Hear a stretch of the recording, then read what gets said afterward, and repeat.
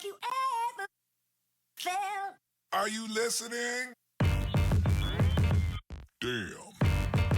Good morning. It's Monday and it has been pouring buckets in California, like raining so much. So all of my outdoor classes have been canceled. That's been kind of lame. So right now I'm kind of gearing up, getting ready to hit the gym, and then I will be coming back to answer Coffee with Cat questions. So I just kind of like to get my head right with a workout first, and then I feel better equipped to do my workouts, or do my questions, excuse me. So I have all the questions together that you guys have submitted to me, and I'm really excited to answer these questions because there's some really awesome informational type things that I think will be very helpful to you all. So, but now it's time for the gym. No more excuses.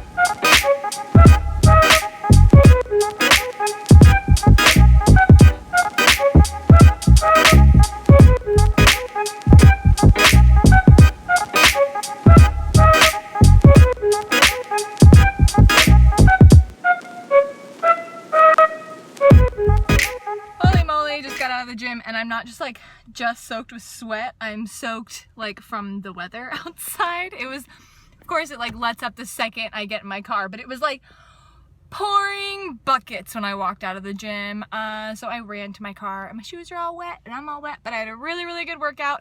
I didn't film too much of it. I just kind of filmed my booty blaster burnout at the end. It was so crowded. I felt weird trying to set up my phone. So I will just kind of put the workout in the description box, I guess, of whatever I did. I don't know if that's helpful for you, but I didn't film anything. And I really forgot to take my makeup off before. I'm on. Here we are. Welcome back to another episode of Coffee with Cat. Of course, I have my coffee here with me, and it is so warm and delicious because it has been raining like crazy in California. So I have my questions ready to go, and here we're just going to jump right into it. So the first question I have is how to navigate avoiding fake healthy food in the grocery store. So you will see a lot of packaged foods that claim all kinds of different things, whether it be to give you vitamins or to be low fat or sugar free or whatever it is. But what I can tell you is your best bet for grocery shopping is kind of to stay in the perimeter of the grocery store when it comes to healthy food. So produce section tends to be on the outskirts of the grocery store. Your protein ends up being usually in the back or the outskirts of the grocery store. And then your whole grains end up being, it kind of depends. So if you need to, that rule only really works if your rice and everything else is on the outskirts. But when it comes to avoiding fake healthy, I mean, a lot of the times the bars or different cereals or whatever, you're better off just eating real food. So the next question that I have is keeping your booty during a cut. So that can be, there's different terms that are in the fitness industry, whether it's a cut or bulk or whatever you're doing according to your goals. So when it comes to doing a bulk, what's really fun about this is you tend to get a lot of booty size there. So if you're already naturally carry and store fat in your hips like most women naturally do, which is totally normal and wonderful and why our bodies are shaped the way that they are naturally. So as you start to lean out and lose fat, you will lose some size naturally, and there's really not a whole lot you can do about that other than make sure that you keep on building that muscle mass up, which is a little bit harder when you are in a deficit, but not totally impossible. So just keep focusing on trying to keep your strength up and trying to keep your lifts up and not ever putting yourself in such a severe deficit to where you lose that fat really quickly. The next question, let me see. Okay, the next question I have, how much straight cardio do you recommend in conjunction with the HIIT workouts? None, honestly. To be honest, you really don't need to do any additional cardio unless you really enjoy long sustained cardio. I don't think that it's totally necessary. And you can do when I say active rest, so when you go for a long walk or go on a hike, you are doing a long sustained cardio. But if that's something that you enjoy and you want to do on your rest day or on, whenever, that's okay. But I don't recommend, you don't have to do anything in addition to the HIIT workouts in the guide. So what's the next question?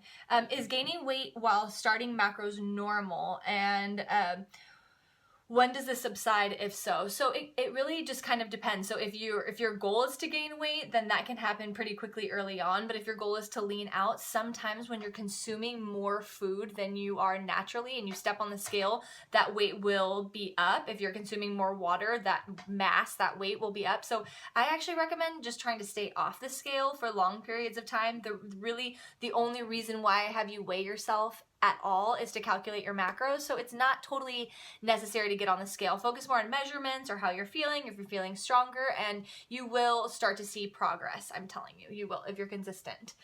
How much fiber do we need and where can we get it naturally? So fruits and veggies are going to be awesome for fiber. Same thing with beans. You can get a ton of fiber from them. So if you're eating a diet that's full of whole foods, you probably don't need to worry about it. If you're eating a lot of processed foods, processed carbohydrates, you probably are lacking in the fiber department. But I would say if you're consuming a high amount of vegetables and leafy greens, you're probably hitting enough fiber.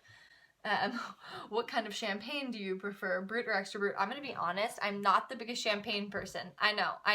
Hang me. I know there's a lot of people who love champagne, but when it comes down to like a brunch drink, I'm totally more of a Bloody Mary kind of a girl, or I'll drink a morning beer. I have no shame. I'll have a beer in the morning.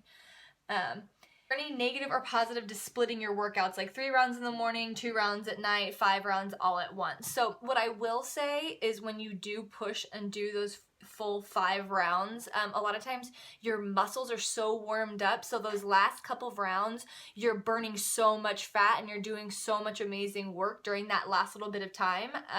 So I would say it would be beneficial to try to do the workout as written all at once in the morning. But if you don't have time to do it and it works better for your schedule to do 2 workouts split up, it's not a huge deal. But I would say try to push for intensity and see if you can get the rounds in.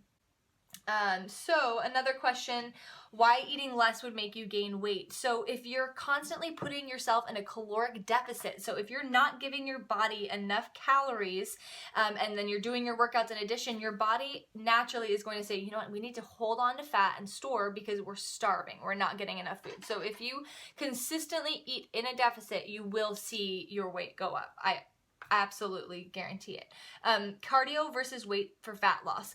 You actually will burn more fat during a lifting session than you will during a cardio session, but it is really beneficial to continue the fat burning process by doing a small amount of cardio at the end of your workout. So like some of the workouts are written with like a burnout at the end. That extra burst, that extra push will continue burning fat for the rest of the day. And I think I hit all of the questions. So I also wanted to break down a little basics on how you would calculate your own macros. So when I calculate macros for my challenge groups, I definitely take into account their lifestyle. So they fill out a little consultation form and what their goal is. So I will adjust things if they're breastfeeding or whatnot. But there are tons of calculators online that you can do it for free or yourself. But I kind of wanted to do a little slideshow per se with a voiceover to explain this a little bit better. So I'll run that. Remember, when you're calculating your macros, it's time to kind of go back to your high school math lesson of order of operations. So you're going to be solving this from left to right. And you're going to start by multiplying your weight, adding your height, and subtracting your age in this formula to get your resting energy expenditure. So you want to figure out what you burn only when you're resting, but most people don't lay around and do nothing all day. So from there, then you have to figure out your total daily expenditure. So there are online calculators that make this way easier, but there's a lot of factors involved in what you should do for your goal. Don't worry if you're totally confused. There's so many online calculators that you can use that will do these equations for you by simply entering your information. But I will say, if you have major goals and you want more guidance, I highly recommend hiring a coach. Thank you so much for watching. If you enjoyed this video, please like it and subscribe.